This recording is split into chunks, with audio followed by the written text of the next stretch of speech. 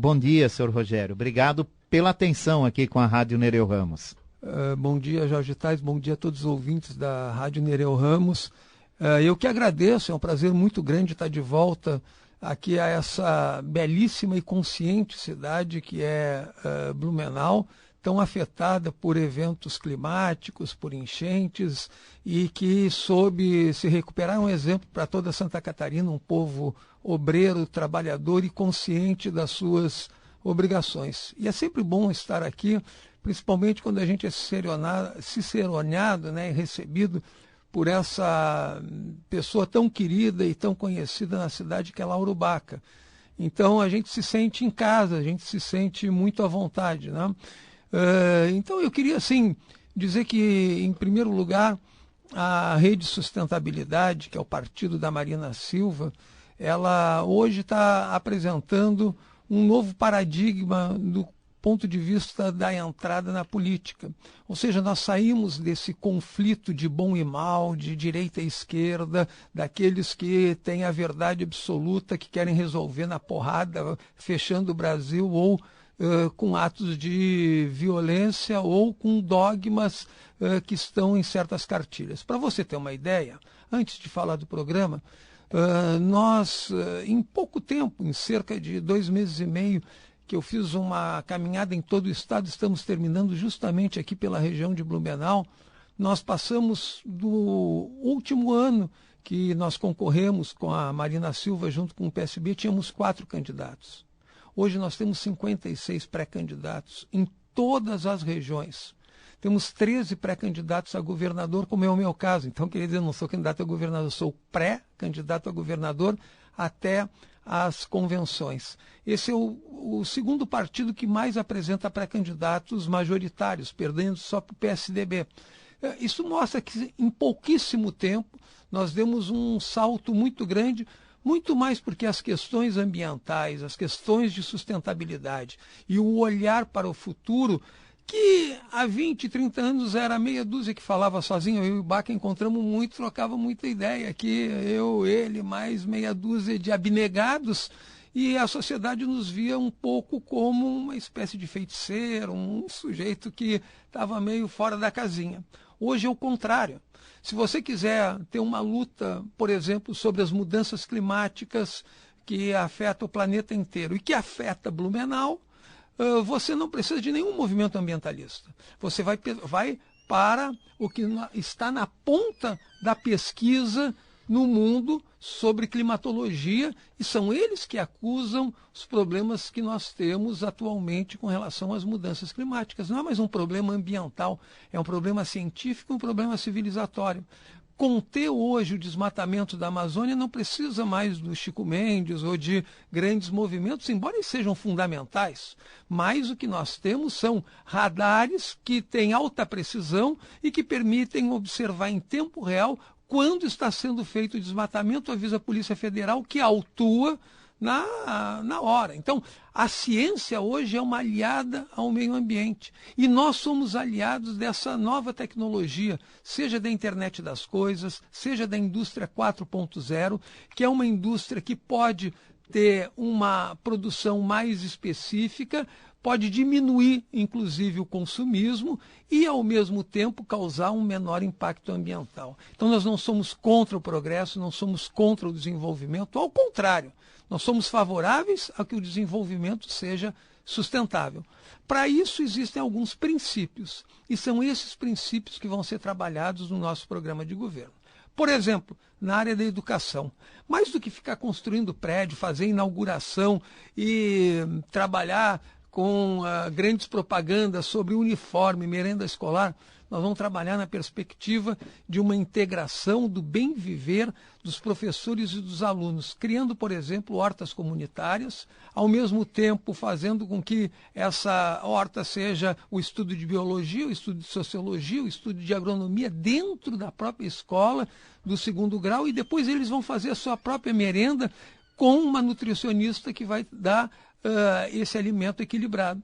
Com isso, você ataca um problema de educação que nós não temos do ponto de vista ambiental, que ela é compartimentada, ela vai ser integrada, e também ataca um problema de saúde, que, por exemplo, não dá para ter cantina hoje vendendo refrigerante com alto índice de açúcar que causa os problemas de obesidade que hoje tem essa geração, a batatinha frita, sei lá, eles é que vão construir, por exemplo, o seu próprio alimento e vão ter essa educação junto com os professores que vão ter essa reeducação do ponto de vista científico, ambiental e vão ser valorizados. Nós não vamos valorizar a obra física, nós vamos valorizar as pessoas, seu conhecimento e dar uma orientação no sentido de que as pessoas, as novas gerações comecem a mudar para que a sociedade também possa mudar. Ele trouxe um exemplo específico de como nós vamos trabalhar com a educação.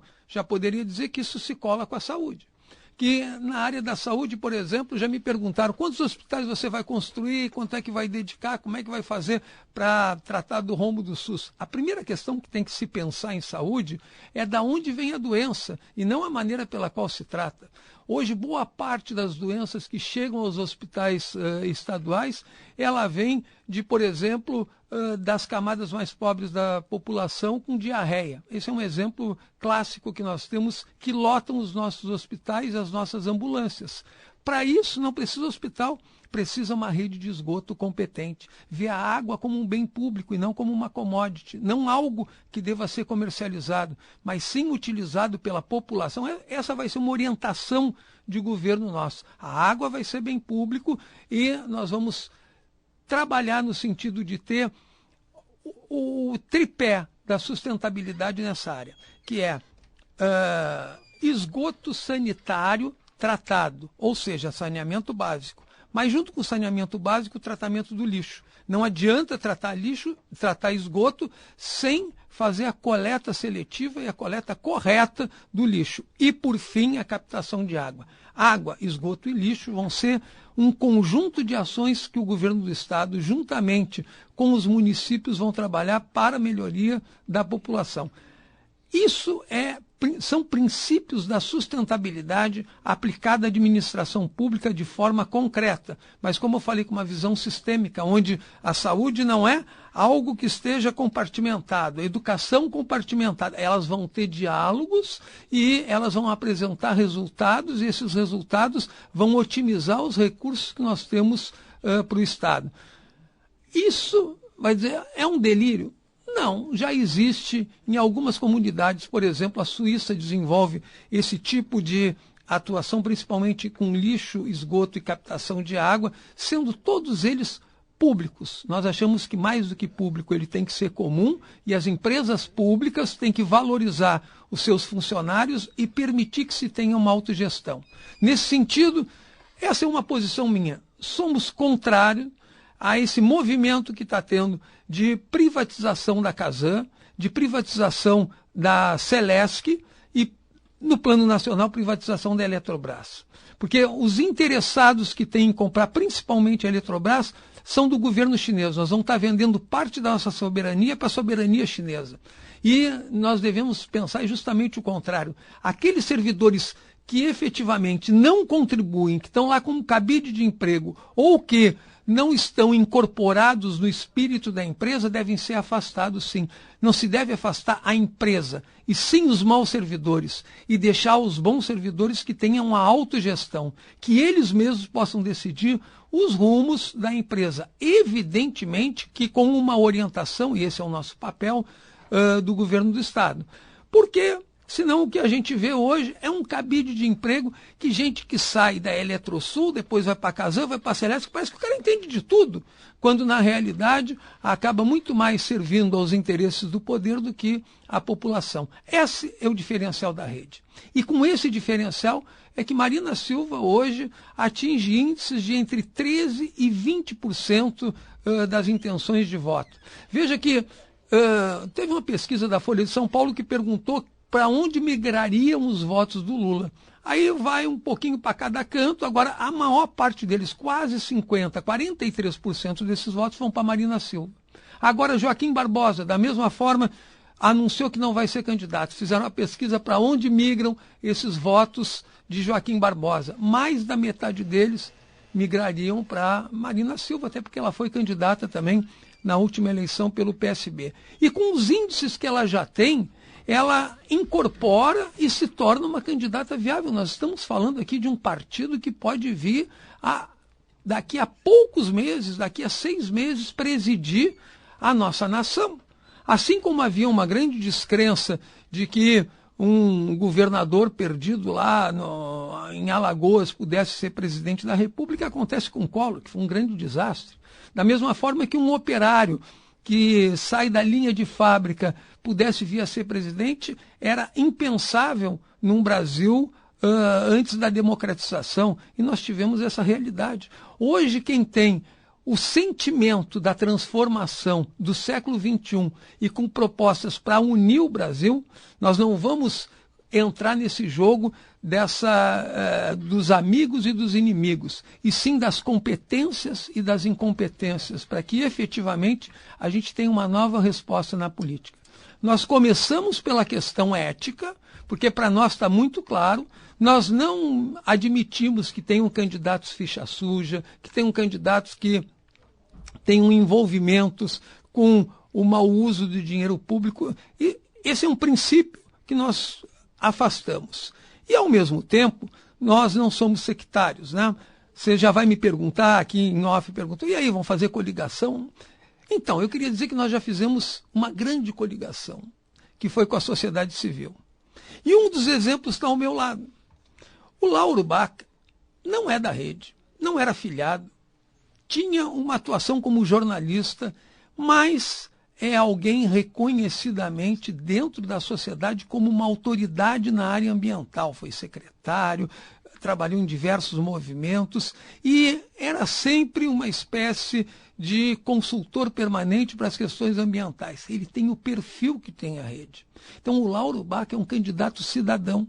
E nós abrimos isso e trouxemos candidatos do movimento feminista, candidatos do movimento negro, candidatos do movimento de resistência de barragens, dos atingidos de barragem, sindicalistas, temos 3 sindicalistas que vão se apresentar nessa eleição, 2 caciques, aqui, um de Santa Catarina, que é o cacique Iral Moreira, da comunidade Guarani, e outro que transferiu seu título do Acre, da comunidade Ruiniquim, que vai se apresentar como candidato a deputado federal em função dos trabalhos que ele já desenvolve aqui no Estado. Então, nós temos um partido que é novo, pouco estruturado, porém com uma capacidade extraordinária de capilaridade junto à sociedade civil, e o exemplo que nós temos mais concreto vem aqui de Blumenau, mas não é só Blumenau, cada região nós tivemos candidatos da própria rede e candidatos cidadãos que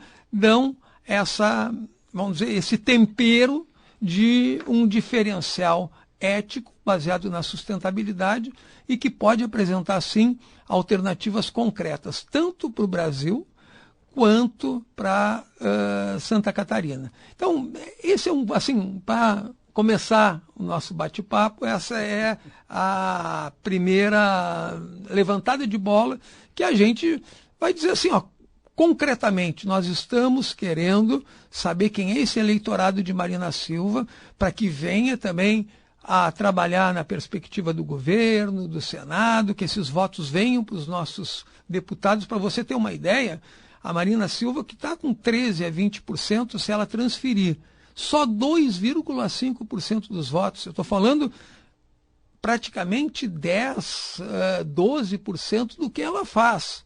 Nós, para deputado estadual, não precisaria ter voto nenhum, só a legenda ia se encarregar de já eleger um deputado. Então o Baca pode ser aí com 1.000, 2.000 votos, deputado estadual de Blumenau, aqui da região, vai fazer muito mais. Mas assim, só para ter uma ideia de como que as nossas propostas colaram com a intenção de uma mudança com ética, com responsabilidade, e não essas propostas meio alucinadas e que querem a volta ao passado, de um golpe militar. Ou seja, nós temos que valorizar a democracia. Essa geração que está aqui, é a geração que mais tempo viveu sob o regime democrático em todo o período republicano que nós temos na nossa nação. Pois não, professor, estou conversando com o professor Rogério Portanova, né, pré-candidato da Rede a governo do Estado. Professor, segurança pública, mobilidade urbana e saúde são os grandes problemas enfrentados pelo Estado. Alto custo da folha de pagamento é o grande problema enfrentado pelos gestores públicos. Se o senhor pudesse resumir, porque o tempo voa, professor. Claro. O senhor achou que meia hora era muito, né? Se o senhor pudesse resumir, como é que a rede vai combater esses problemas? Qual é a proposta na questão da segurança, mobilidade urbana, a questão da saúde pública, que é um grande desafio para todos os gestores, e o alto custo da mão de obra do Estado? Então vamos lá. Vamos pelo mais delicado, que é a segurança pública.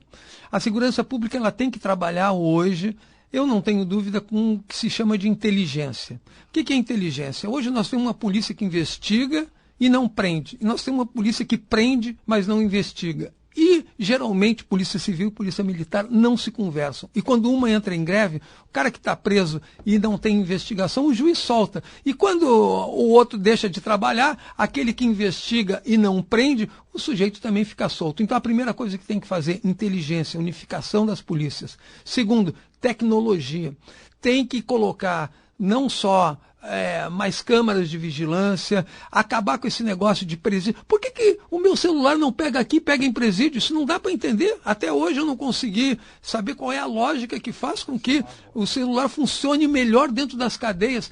Tem que acabar com essas organizações criminosas que existem, seja das milícias, como acontece no Rio de Janeiro, que são verdadeiras máfias organizadas dentro da polícia militar e que não prestam um serviço à comunidade, e ao mesmo tempo você ter um controle utilizando as metodologias e a tecnologia mais avançada. Você hoje tem como saber exatamente o que faz um policial, e hoje isso é desenvolvido, por exemplo, na França. Todos os policiais, todos os militares, eles têm em tempo real a sua atividade, até por garantir segurança da sua própria vida, porque lá tem uma ameaça de terrorismo, né? De todos os seus passos. Então a gente pode mapear esse tipo de coisa, valorizar quem trabalha com a segurança e principalmente fazer algo que já existe aqui em Blumenau, que existe em Florianópolis, que é a segurança comunitária. Hoje, as ruas, em função da tecnologia, se unem, tem uma ligação junto com a polícia e por WhatsApp, quando tem qualquer movimentação, eles avisam, a polícia avisam os vizinhos e os vizinhos, entre eles, têm uma forma de se defender. Nós vamos incentivar que haja essa autonomia e dizer que a segurança é uma responsabilidade de todos nós. Isso do ponto de vista operacional. Agora tem que ver por que tem tanta concentração de renda, tanta pessoa desempregada que acaba indo para a criminalidade, faz às vezes um pequeno furto, vai para o presídio e vira um grande bandido. Tem que também atacar no macro, tem que fazer uma redistribuição de renda e criar empregos junto com as novas tecnologias. Com isso, a gente acha que o empresário que seja honesto e o empresário que não seja poluidor e nem degradador é um aliado nosso. Não dá para pensar a economia fora da questão da segurança. A nossa economia está em frangalhos. Nós nos entregamos para os processos neoliberais os piores que existem. E é preciso reverter, como eu falei, tanto na ponta, na estrutura da inteligência da segurança, como no macro também, nessa forma de atuar economicamente. A segunda questão com relação à saúde, eu acho que eu, de certa maneira, já dei alguns passos, né? Primeiro, valorização do SUS. O alto índice que nós temos do SUS, eu proponho, porque eu não entendo por que até hoje não se fez uma auditoria externa compatível para saber se o que os hospitais recebem, junto com o material que ele usa, é pertinente às suas intervenções. Não dá para entender por que quilômetros e quilômetros de esparadrapo são utilizados, às vezes, em 2 operações. Isso é inadmissível. Então, existe desvio, existe falta de controle. Então, uma das coisas que tem que fazer é aonde que está o buraco, onde é que está esvaindo os recursos. A segunda, cobrar do servidor para que ele tenha um compromisso com aquilo que efetivamente ele tem. E valorizar o serviço do SUS e o servidor público. Com isso, nós vamos começar a atacar outras áreas. Como eu falei, assim, trabalhar com esgoto resolve boa parte do problema que nós temos de recursos da saúde. Hoje, a Organização Mundial da Saúde já disse que para cada dólar, então vamos dizer, cada real investido em esgoto, você economiza 8 em saúde. Dá para reduzir drasticamente o orçamento que nós temos na saúde, trabalhando com inteligência ambiental para todas as áreas da nossa atuação. E, por fim, esse inchaço que tem dos servidores públicos. Na verdade, tem dois aspectos, né? Um que efetivamente há um cabide de emprego inadmissível. Não dá para imaginar lá na Assembleia Legislativa que cada deputado tem, quando o Baca for lá, vai ver, tem uma sala de 30 metros quadrados e tem 40 funcionários. Não, se entrar todo mundo, para de respirar, morre todo mundo. Não, é inadmissível. Ou você aumenta o espaço, ou dá outras atribuições, ou simplesmente diminui o número de servidores ou o número de cargos em comissão, que são onerosos demais para o Estado. Então tem que haver uma racionalização com relação a esse procedimento. E depois, implementar metas. Porque o grande problema que eu vejo é que, assim, cada vez que troca um governo, é que nem biruta de avião. Está acontecendo com o governo Pinho Moreira atualmente. Estamos com problema das regionais, então vamos começar a demitir. Aí vem o Merizio e diz, porque eu já tinha proposto demitir. Aí começa uma briga entre os dois, porque você deu dinheiro só para o PSD, o outro não, agora... Gente, esse tipo de coisa não contribui absolutamente em nada para a construção e para a unidade do setor público no sentido de construir um governo que seja economicamente viável, ecologicamente sustentável e socialmente justo. Essas são os valores e as bandeiras que nós temos, e queria dizer que para o meu programa, né, para o nosso programa, nós tivemos uma contribuição extraordinária desse blumenauense famoso que é Lauro Baca. Ele é um dos mentores do programa de governo. Muitas das coisas que eu estou falando aqui vieram dos ensinamentos deles, das reuniões que nós tivemos, e creio que, assim, há aquilo que diria o filósofo Antônio Gramsci, né? Há um pessimismo da razão. Hoje, eu vejo assim, as pessoas não querem votar, o número de votos em branco é significativo, candidatos de extrema-direita sendo aceitos pela juventude. É inadmissível esse tipo de coisa. Mas, por outro lado, há o otimismo da razão. Os instrumentos dados para que a gente possa, dentro do regime democrático, transformar a sociedade, estão à nossa disposição. Falta vontade política para se fazer esse tipo de atuação. Nós podemos ter mais resultados utilizando moderna tecnologia. A China é um exemplo disso. A China saiu de fazer badulaco e quebrar aqui a empresa têxtil de Blumenau, porque vendia camiseta mais barata, para hoje ser uma das tecnologias de ponta, por exemplo, em energia solar.